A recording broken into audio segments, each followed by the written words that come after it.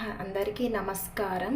నేను ఈ వీడియోలో పార్వతీ పరమేశ్వరులను వేడుకునే పద్ధతి గురించి చెప్తాను. అనాయాసేన మరణం వినా దైన్యేన జీవనం దేహంతే తవ సాన్నిధ్యం దేహిమే పరమేశ్వరం.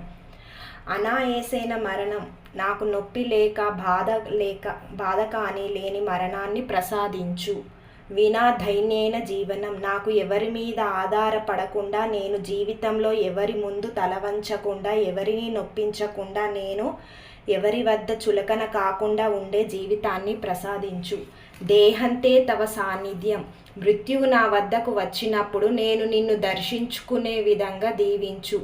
దేహిమే పరమేశ్వరం, ఓ ప్రభు, నాకు ఈ క్రింది 3 వరములను ప్రసాదించమని నిన్ను ప్రార్థిస్తున్నాను. మనం టెంపుల్స్లో వెళ్ళినప్పుడు కానీ రోజు కానీ ఈ ప్రార్థన భగవంతుని దగ్గర చేసుకోవాలి. అనాయాసేన మరణం వినా దైన్యేన జీవనం దేహంతే తవ సాన్నిధ్యం దేహిమే పరమేశ్వరం అంటే పరమేశ్వరుడు ఈ విధంగా 3 వరాలను ప్రసాదించమని రోజు ప్రార్థనలో కోరుకోవాలన్నమాట. ఈ 3 ఏంటి, దీని అర్థాలు ఏంటి అనేది వీడియోలో మీకు వివరించాను. నేను నిన్న శివయ్య దగ్గర మందార బహుపుష్పసు పూజితాయ అంటే ఆయన మందారం అమ్మవారి స్వరూపం కాబట్టి శివునికి మందార పుష్పాలంటే చాలా ఇష్టము.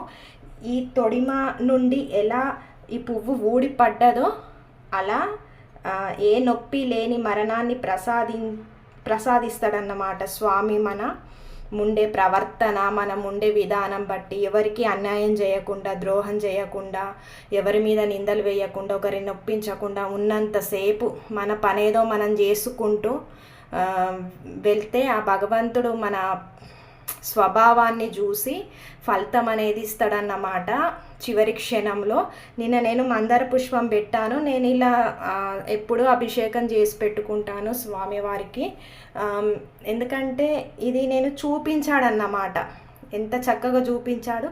నేను ఇలా అది పుష్పము తీయడానికి చూసేసరికి దానంతట అది తొడిమ ఇలా ఉందన్నమాట. శివయ్య పక్కకి తొడిమ నుంచి ఈ మందార పుష్పం దానంతది విడిపోయి కనిపించింది అన్నమాట నాకు.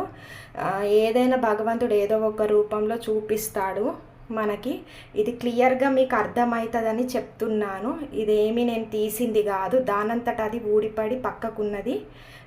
ఇవన్నీ కూడా నిన్న నేను పుష్పాలన్నీ భగవంతుని దగ్గర పెట్టుకున్నాను. నిన్న పూజ అయిన తర్వాత నాకు ఇలాగ అనిపించింది అన్నమాట.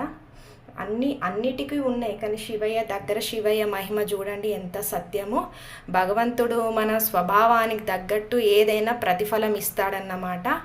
ఓం నమ శివాయ. పూర్వజన్మ కర్మలు తొలగడమే కాదు, ఈ జన్మలో నువ్వెంత పవిత్రంగా ఉన్నావు, ఎలా ఉన్నావని ఆ స్వామివారు మనకు చూపిస్తారన్నమాట. ఎవరి మీద ఆధారపడకుండా, ఎవరితో చేయించుకోకుండా ఏంటిది అనేది మనకు చివరి క్షణం ఎలా ఉండేది భగవంతుడు ఇప్పుడే ముందే తెలియజేస్తాడు. 3 ముందు వరాలు ఎలా దాని అర్థాలు మీకు వివరించాను. మళ్ళీ వినండి మీరు.